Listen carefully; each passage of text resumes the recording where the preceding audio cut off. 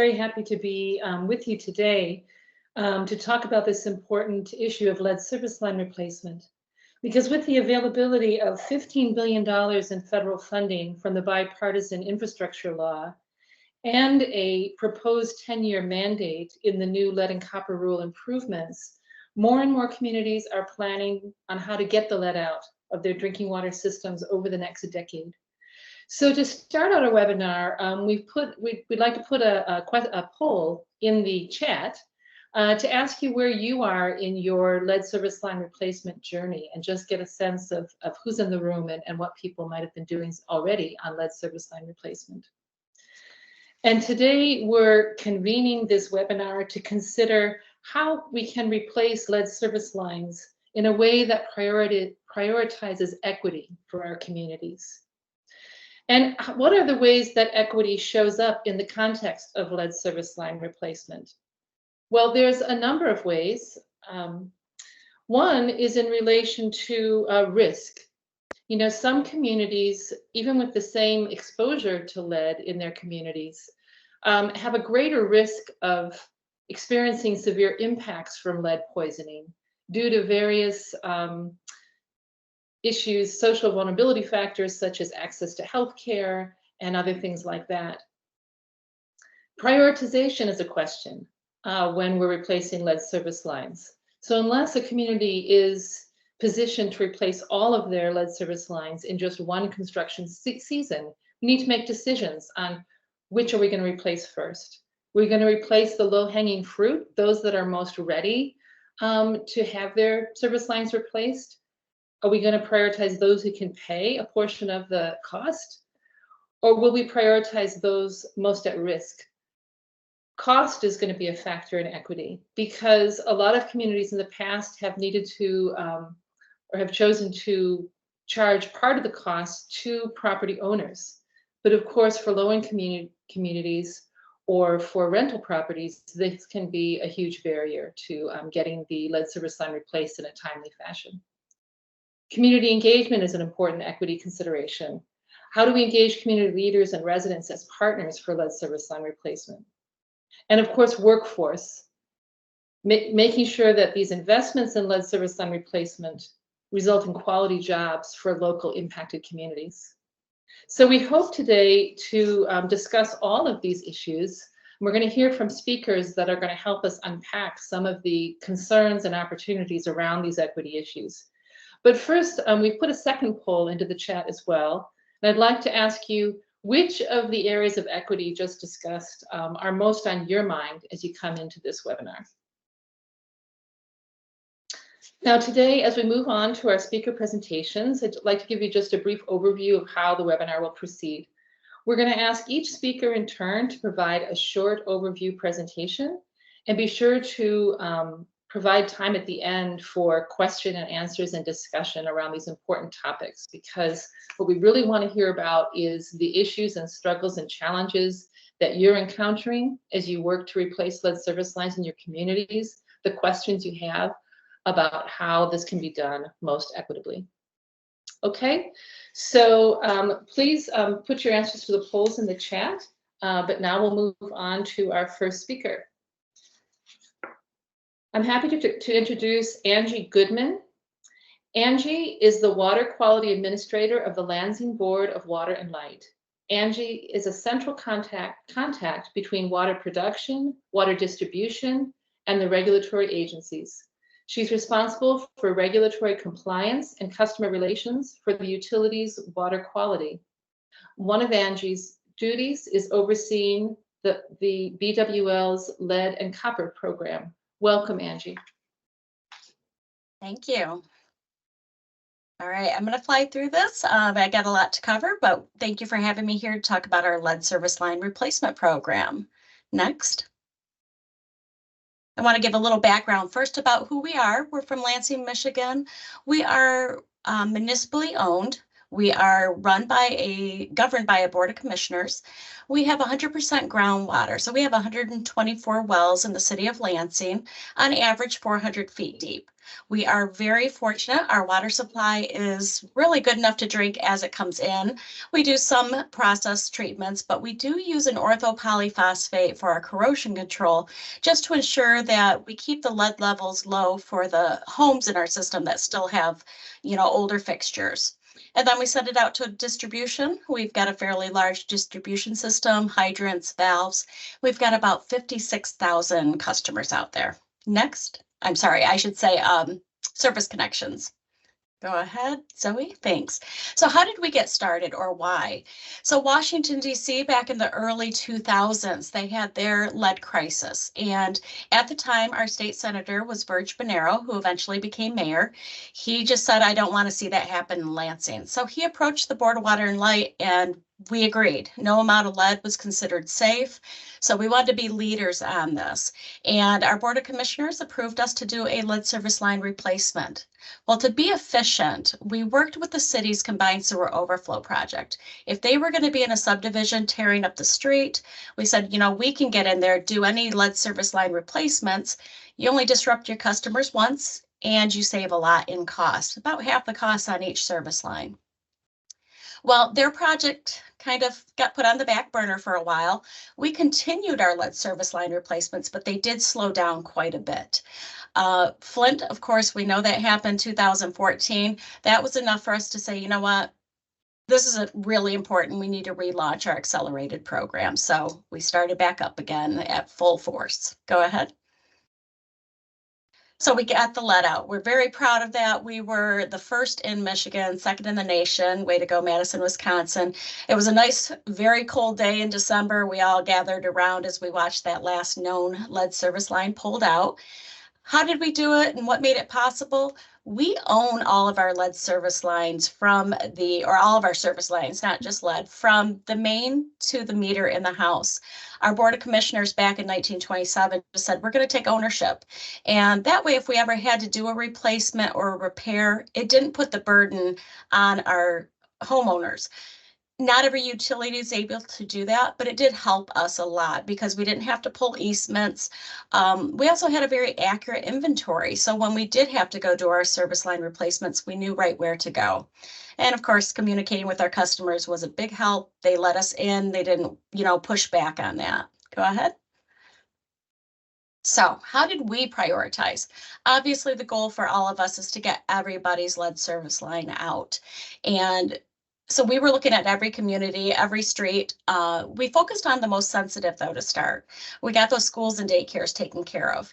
And then we sent out notices. If you were pregnant, breastfeeding, or had young children in your house, we made sure to prioritize them and get them moved up on the list.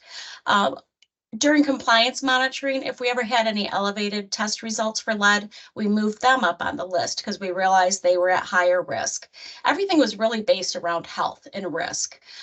Now, one of the big things, if we had multiple services in an area, which a lot of parts of the inner city Lansing did have, we would focus on that street. If you could replace 8 service lines at a time, you didn't use time and money to have to keep remobilizing your crews. One other thing we did is if we had longer service lines at certain houses, our standard flush might not be enough to get them past that service line. So we went ahead and moved them up also on the replacement. And just a note, we did offer filters and cartridges. Next.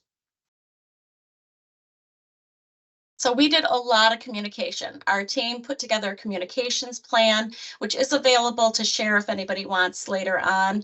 But we used all these different methods that are here on the screen to communicate with the public, and we wanted as much information available. One of the things I really think was important is we engaged the employees. They all had a pocket size FAQs that they could carry around with them. So if somebody actually, stopped them on the street or they were out at a house for a reason, they could answer those questions. And if they couldn't, they sent them to the website or the hotline. Next. All right, so I'm a people person. I like talking to people in person. I just feel like that's the best way to really engage your customers. And so I love this. We had community open houses at various locations. We set up 8 different stations, and people could walk around and they could visit, they could talk with us, but they could find out their service line materials, what our schedule was, what are my risks, you know, how do I reduce those risks, talk a little bit about our water supply. But we had the health department and the state regulators there. That way, if those questions were related to that, they were the right authorities to answer those questions. Next. Sounds like I talk a lot about communication, but that's it. We engaged the customers as many times as we could. So we initially sent letters out to every customer saying our records show you have a lead service line, you don't have a lead service line, or we aren't sure what you have. Then our next, and that actually talked about where could lead come from in your home or in our system, and then also how you reduce your risks. We then sent out letters as we got close to our lead service line replacements, telling them what we were going to do, that we're going to need access to your home, giving them a heads up, and then that certain things were our responsibility, but they were expected to make sure we could get to our meter in the basement. If we had to tear off drywall or anything like that, per our rules and regs, that was their requirement because we always should have access to our meter. We did our best to meet with the customers ahead of time just to talk to them. And then afterwards, we did a flush at the lowest faucet in the house, removing the aerator. But as time went on, we met with Washington, D.C. in a presentation and saw that they were giving out a notice to their customers that showed them how to flush from the lowest fixture all the way to the upper fixture, removing, of course, those aerators. So we pivoted, we adopted their notice and started using that in our system. Next. So how were we, or what made us successful? Sorry, we had support of the top management and we had dedicated work groups. So what that means is we really had crews that this was their job. They weren't getting pulled off for other jobs. They were able to really tune in on these skills. They were talking to the customers. They could explain everything that was going on. It just really helped keep us efficient and keep the best work being done in our system. Organization-wise, we didn't have any special programs to do this. We had Excel, but we made it work really well. So it's just shows you whatever you've got, make it work. I think it's important to have the right tools out there. Don't have to reschedule if you've already gotten yourself to the site and then you find out I need a vac truck or something like that. Board of Water and Light came up with a pulling system. What that means is we were able to pull the lead service line through without having to do a lot of trenching. We did have to do some, saved money, saved time. So to keep moving, customer cooperation. It can be a success and a challenge. Believe it or not, we have some customers that just said, I don't care if I have elevated lead, I don't want you in my house. Well, we were changing out all lead service lines, so we had to threaten to shut some customers off, and some we actually came down to the last day, you had to shut them off just to get in there. We always wanted to make sure crews were available. We never wanted to do a partial lead service line replacement, so they were staying on that site until the job was done. Next slide. There's a lot of challenges that are out there with logistics and everything, but this is always an interesting one. So here in Michigan, it's legal now to grow marijuana, but back in the day it wasn't. We would tell customers, we're not here to bust you on that. We don't care. If you're growing marijuana in your basement, that's fine. We're here to change out your lead service line. We also, while we were there, just to note, we changed out their meters at the same time. Hey, if you can get into the house, take advantage of that.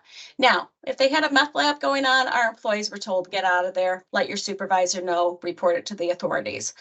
For customer premise, we've all seen this.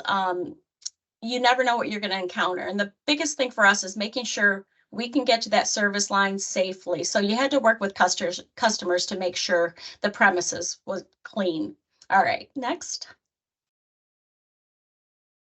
So it was an expensive project, but today we estimate it would probably be about double the cost of what it took us from 2004 to 2016. We did this as a capital project, which was nice about that is it was equity for the customers. We didn't actually do a specific rate increase that said we're going to increase your rates, or we didn't charge it specifically to the homes that had their service line replaced. What we did is all customers shared in the cost, and we didn't have pushback on that. People really understood the importance of getting lead service lines out of there. Okay, last slide. What are we doing now? In Michigan, we have to have a community water advisory council to still educate our customers about risks of lead, even though we don't have lead service lines, like flush your pipe before drinking, use cold water, clean your aerators. So we do brochures, postcards, and water quality reports. I saw a note, we did about 13,000 or a little bit more lead service lines. We were replacing them even before our program started, but that was our ending number, was over 13,000. And that's it. Thank you. We'll have time for questions afterwards. Thank you very much, Angie. And as was mentioned, we'll take the questions at the end, but I do encourage you to put your questions in the chat as they occur to you during the presentations, and we'll pick those up at the end. And also encourage you to still go in and answer the polls that we've put into the chat. And now I'd like to introduce our next speaker. Richard Diaz is the Water Infrastructure Organizer at BlueGreen Alliance. Richard's work has included promoting equitable replacement of lead service lines, working alongside state agencies, utilities, environmental organizations, and labor unions. Welcome, Richard. Thank you, Janet, for that introduction. And good afternoon, good morning to folks, depending on what time zone you are in. Again, my name is Richard Diaz. I'm the Water Infrastructure Organizer with the BlueGreen Alliance. I'd just like to start by saying that our organization is not a workforce development agency or a contractor doing lead service line replacement, or an engineering firm consulting with utilities. We are a policy shop that has two huge offices in Minneapolis, Minnesota, and Washington, D.C. Next slide, please. So just a little bit about our organization. BlueGreen Alliance unites labor unions, environmental organizations, to work together and work to solve today's environmental challenges in ways that create and maintain quality jobs and build a clean, thriving, and equitable economy. Too often we're asked to choose between good jobs and the environment, and our organization works at the federal, state, and sometimes local level to organize around the values of creating good paying union jobs that repair our infrastructure and fight the drastic impacts of climate change. A little bit about our history. We were founded in 2006 by the United Steelworkers and the Sierra Club, and BGA now includes 14 partners representing 15 million union members across the country. Again, we work at the federal, state, and regional level and have a presence in 21 states with 10 tables that have representation of union and environmental organizations. And we identify lead service line replacement as a BlueGreen Alliance issue that speaks to the epitome of what we stand for. Next slide, please. So federal resources have been very instrumental in catalyzing some of the momentum and getting these pipes out of the ground. As you all may know, the bill invests the largest federal investment ever of $15 billion to remove those pipes. And the original number that many of us advocated for was close to $45 billion for just lead pipes. In Chicago alone, it would take close to $10 billion. So the $15 billion for the entire country is just a starting place. Here on the right side of the screen, you will see the different awards states have gotten from the EPA as a part of that $15 billion. And because of the Drinking Water Infrastructure Needs Assessment Survey, amounts from year 1 to year 2 have changed. And some states like Illinois, Ohio, and Wisconsin have received more dollars to do lead service line replacement. Hopefully all of you know that money from bill is sent from the EPA into each state's drinking water state revolving loan fund, where each year the states create an intended use plan that serves as a rulemaking and distribution process for how utilities can access money. Next slide, please. So just to talk through some of the successes and challenges, a part of that 15 billion is supposed to be broken down as such, where 51% is supposed to be utilized as traditional revolving loans that will be repayable from cities back to state agencies, and then 49% of those dollars shall be used as principal forgiveness, grants, or subsidization. And some of the successes I've seen in my work, working across multiple states and primarily working in bigger metropolitan areas, some states are adjusting their definition of disadvantaged community.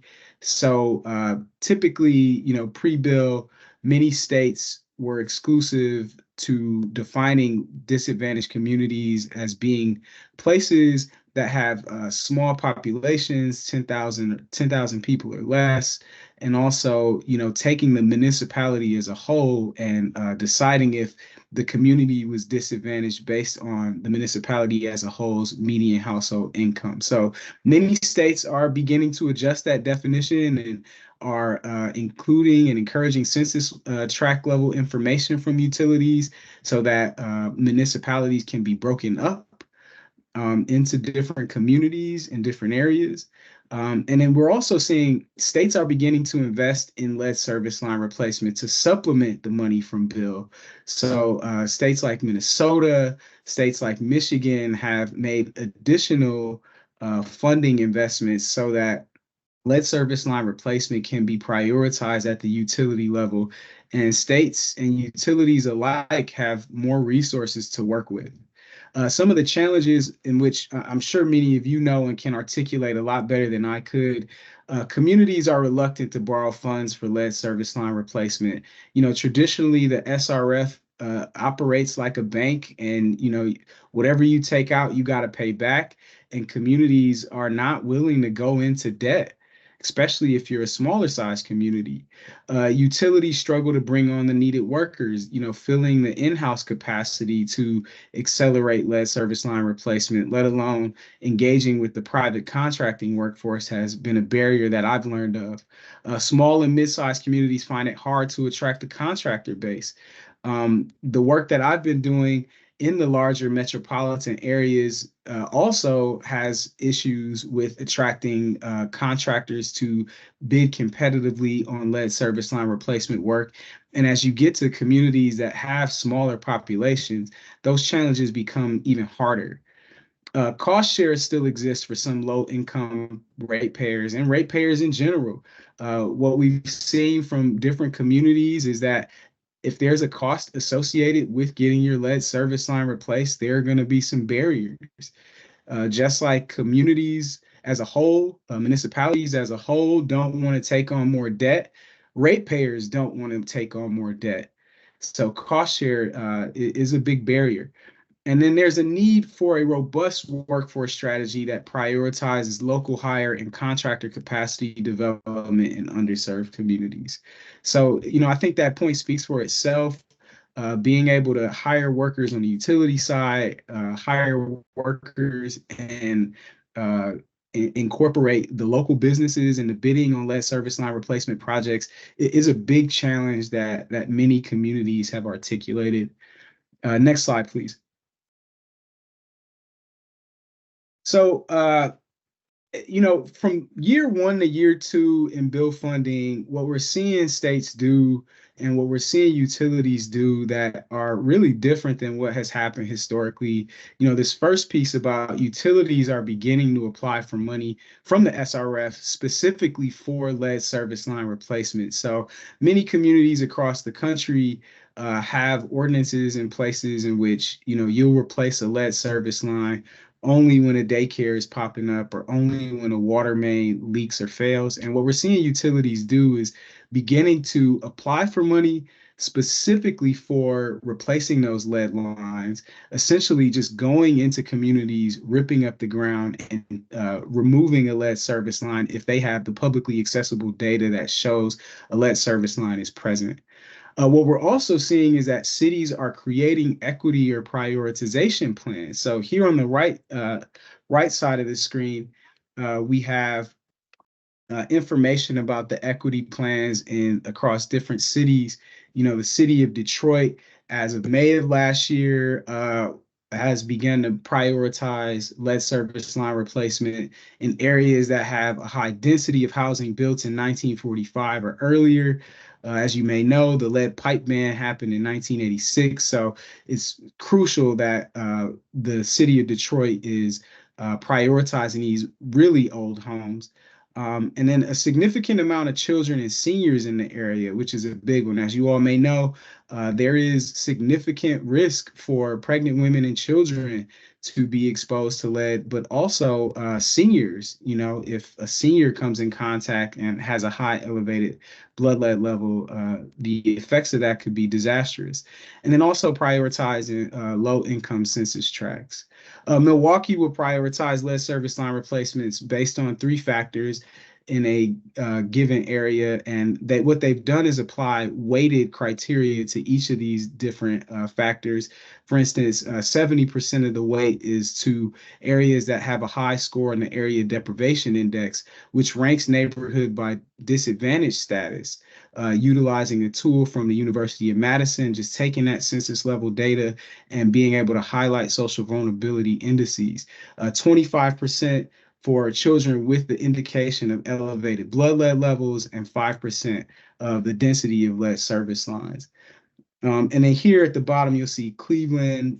Cleveland has created a good equity and prioritization plan that, targets communities most impacted by lead, targets where water mains and streets are in the worst conditions, and the indication of small children. Next slide, please. All right, workforce development. So as you know, and as I've stated, workforce development is a big part of the issue. And I just like to note that as a part of the 51% of the dollars that are used as a traditional loan dollars, bill allows for 31% of that 51% from the revolving loan fund to be used as capacity building for utilities. So these funds support efforts to help with pre-construction activities, for example, developing and updating an asset management plan. Resources could be used for the training of apprentices and other personnel that will be working on drinking water state revolving fund eligible projects.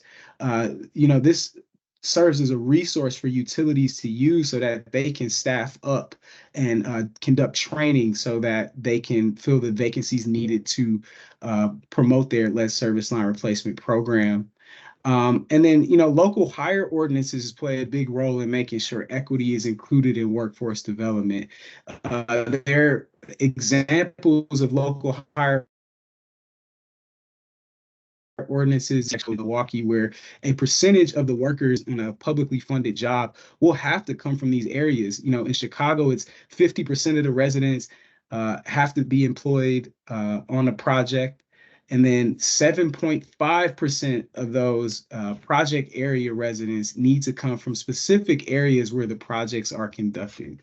In Detroit, Mayor Dugan signed an executive order that requires 51% of workers on a job are performed by bona fide Detroit residents. And then in my hometown of Milwaukee, Wisconsin, we have the resident preference program that ensures that 40% of workers or worker hours are performed by Milwaukee residents. And then this last point here on this slide about registered apprenticeship, is such a critical one. Bona fide registered apprenticeships serve as a way for workers to earn and learn and offer workers a real path to the middle class. Across many states, unions have untapped pools of trained apprentices who often need to accumulate apprenticeship training hours to become licensed or certified. And they can get those hours on working on public infrastructure jobs like lead service line replacement. Next slide, please. Yeah, so contractor capacity. So I really thought it was important to include this quote here from my colleague, Colleen Sullivan at the Michigan AFL-CIO Workforce Development Institute. We don't train and pray. Contractor capacity is essential so that we know after workers are trained, they have a home. And in order for a workforce development program to be prioritized, the lead service line program must be funded. So if we don't have resources for the actual funding of lead service line replacement, there's no way for us really to have a robust workforce development program. And contractor capacity plays a big role in that.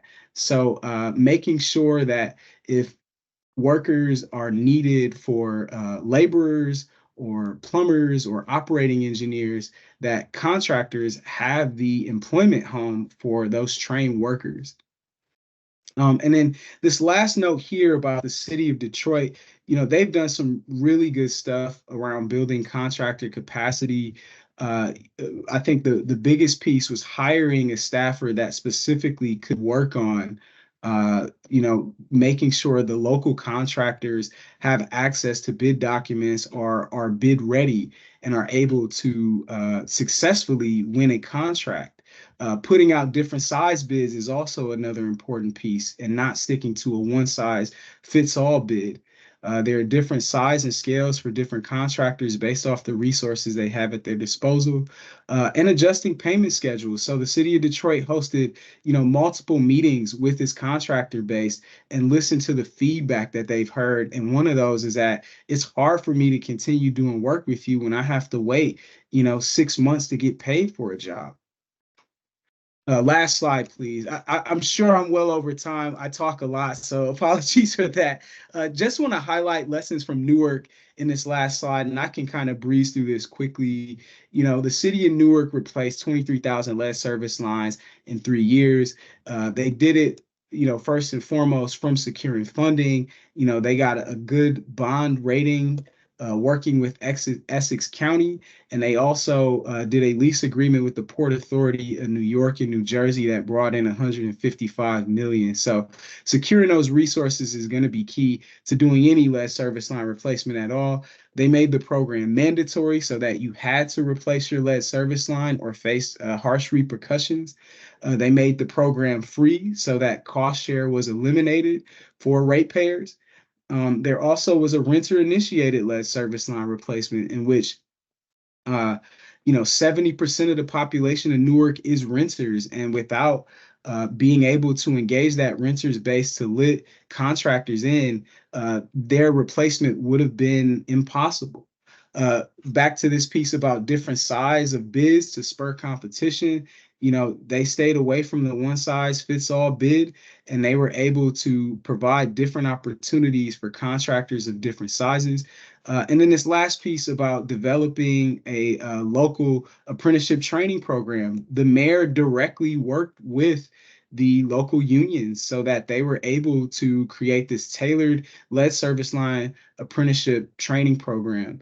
And the last point I'll make before I hand it back over to you, Janet, is that the cost of lead service line replacement is going to have to come from somewhere. And the city of Newark essentially put itself in debt to do that. But adopting the local hire apprenticeship training program allowed for them to keep some of that money in the community. According to the utility director, Kareem Adeem, on top of working with local construction businesses, the 70% of the $200 million spent to replace lead pipes stayed in the city of Newark from that local hire initiative. All right, thank you. Okay, thank you, Richard, very much. And we're going to move on now to our next set of speakers from GHD Engineering. Stephen Waldvogel is the principal engineer at GHD. He has assisted many municipal water and wastewater facilities with equitably addressing lead and copper rule revisions through education, water quality improvements, lead service line replacement, funding, and operational practices. Bhavin Bhayani is the senior data analyst at GHD. He and Stephen both contributed to the City of Buffalo's first ever public-facing residential service line inventory map, one of the first initiatives of its kind to help residents identify potential lead service lines in their neighborhood. Welcome, Stephen and Bhavin. Thank you so much. Great to be here with you all this afternoon. Thanks for having us. We're super excited to share some of the amazing things Buffalo Water is doing in the equity space.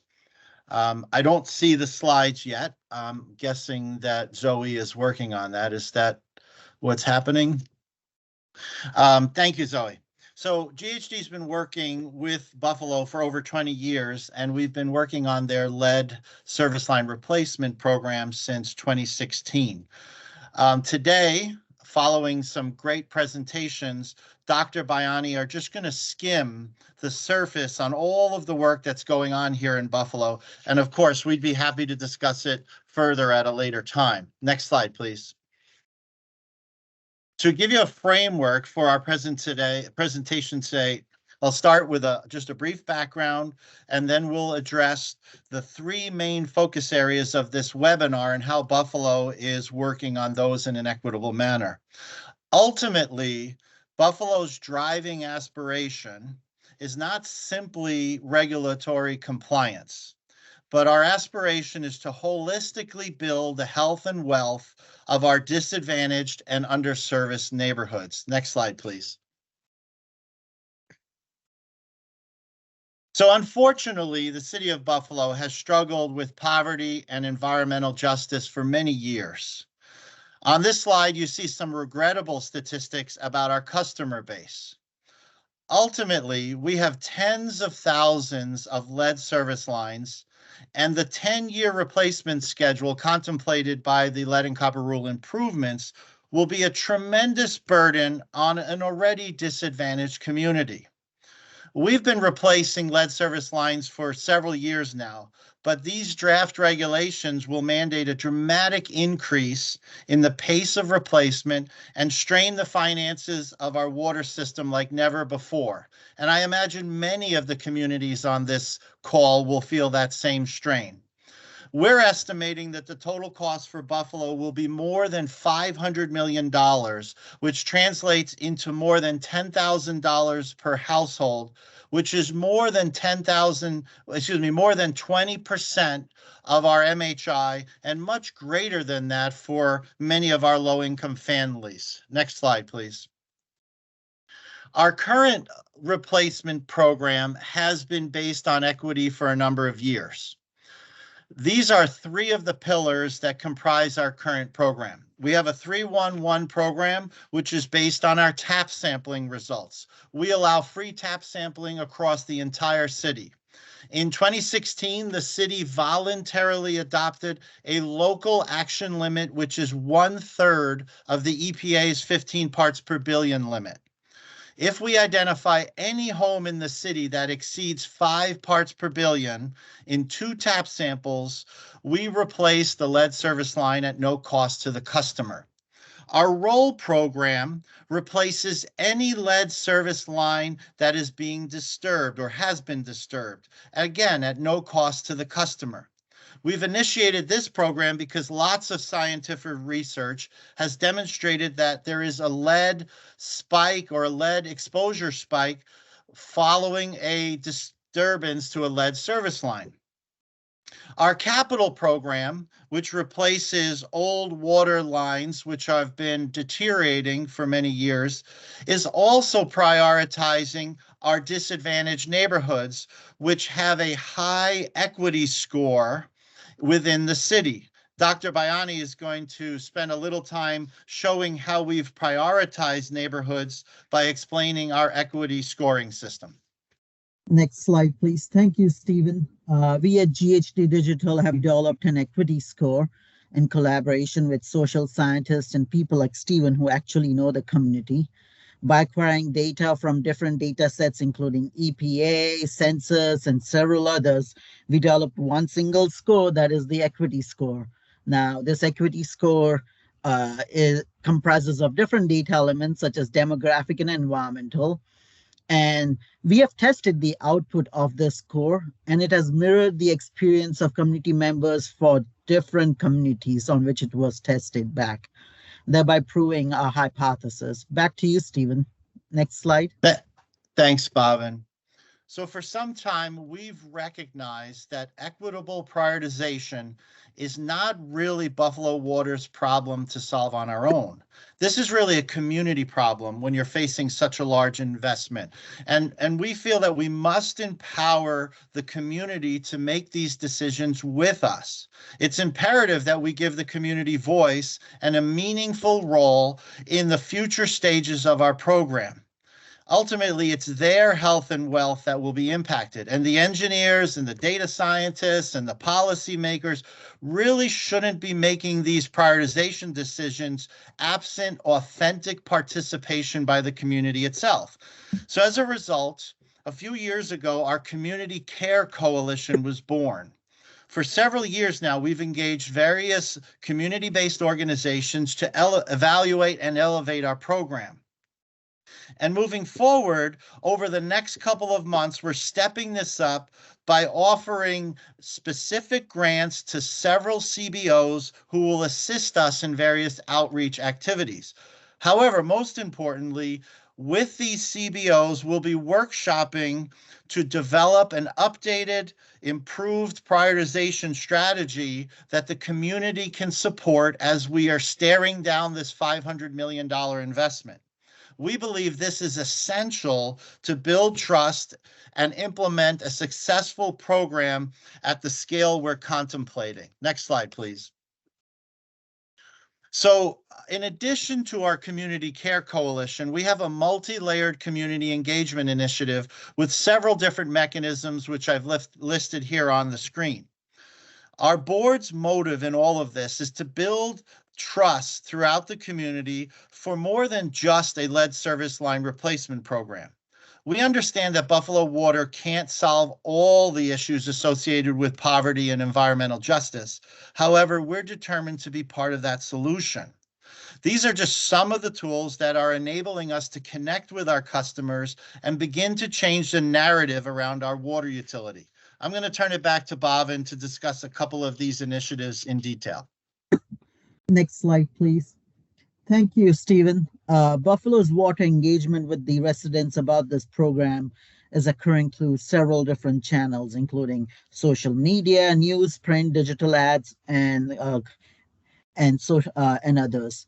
Now, in partnership with several organizations, Buffalo Water has been using digital tools like this Get Water Wise portal as an outreach medium to establish a two-way communication street and establish trust. For example, in partnership with Promise, Buffalo Water has provided several bill payment options, especially addressing the delinquencies.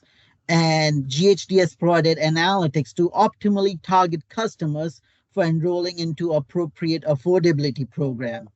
Now, using website analytics, Buffalo Water has also been able to monitor the traffic and what the customer experience is all about while using the website, and also enriching them with knowledge about their own service line material, like what Stephen mentioned. Now, all of these is having significant impact. For example, there were 1.8 million impressions until now, and recently, many of you might have seen Buffalo Water coming on national TV and sharing about the service line map. That reached an audience of about 600,000 via radio, more than 200,000 via other news channel, and about 2.5 million actually by radio. My apologies. Now, it's important to communicate this because it establishes trust, especially when Buffalo Water has replaced more than 2,500 lead service lines at no cost to the customer. Stephen, back to you. Next slide. Okay, thanks, Bhavin. In closing, we just wanted to highlight briefly our workforce development strategy as well, which is really just getting off the ground. Ultimately, if Buffalo is going to spend $500 million to replace lead service lines, we're committed to making this investment in a manner that creates the greatest community benefit possible. And one of the material ways that we can do this is to grow our local workforce. So we've identified 3 different cohorts that we're focusing on. The first cohort is DBEs that have a master plumber license in the city already. The second cohort are DBEs that are plumbing companies within the county without the proper licenses or certifications. And then thirdly, our underrepresented local workforce, which is made up of a number of groups. Now, we're planning to structure our procurement with right-sized and micro contracts that will create opportunities for these different cohorts. This will likely take shape in different contracting pathways, which will include local hiring ordinances. and requirements.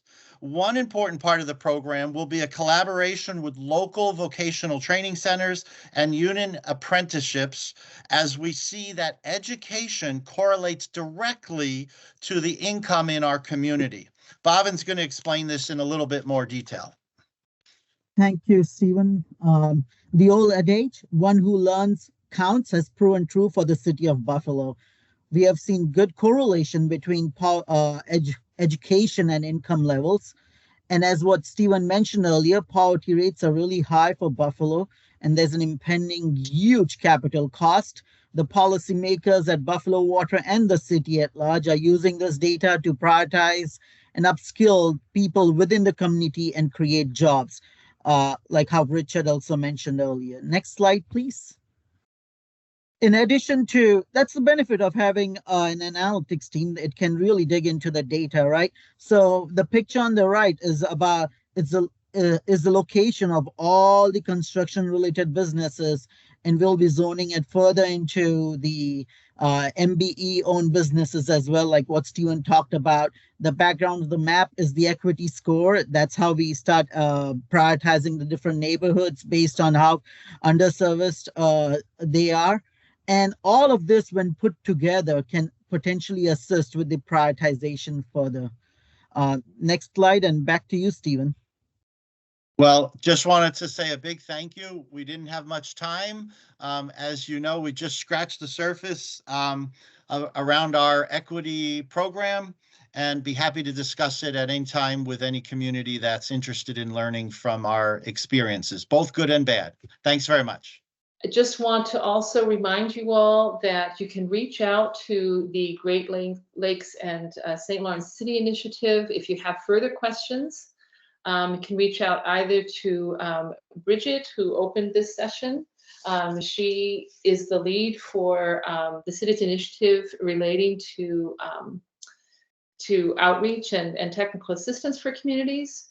Or Travis Wheeler, who is the Chief Policy Officer, working with mayors to advocate for the policy changes needed at the federal and state level, or to reinforce and commend the positive policies that are going forward to really enable and strengthen all of your work at the local level. And now, before we close, I'd like to just turn it over to John Altenberg, the President and CEO of the city's initiative, for just some further remarks and announcements. Thank you. Thank you, Janet. Again, my name is John Altenberg. I'm the President and CEO of the Great Lakes St. Lawrence Cities Initiative. What I did want to announce here is we have our annual general meeting coming up from May 14th through the end of that week. This year's meeting is all going to be about economic transformation for our region, and we're very excited to go over this topic. We also will be sending around a resolution that will be signed at the convention by all of our major city mayors and you as mayors, committing to economic transformation. And that's really about changing our region from an industrial corridor to the blue-green corridor when it comes to jobs and drawing new businesses to our region that are green, when it comes to strengthening our maritime and multimodal systems for transportation, tourism, shaping our shorelines, and finally changing our electric grids and going over to non-fossil fuels. We're going to be talking about all of these things in Montreal starting on the 14th. So I want to invite you all and register for the event, and I'm sure we'll be doing a follow-up to make sure that you have those pieces of information. Mayors and staff are welcome. Thank you.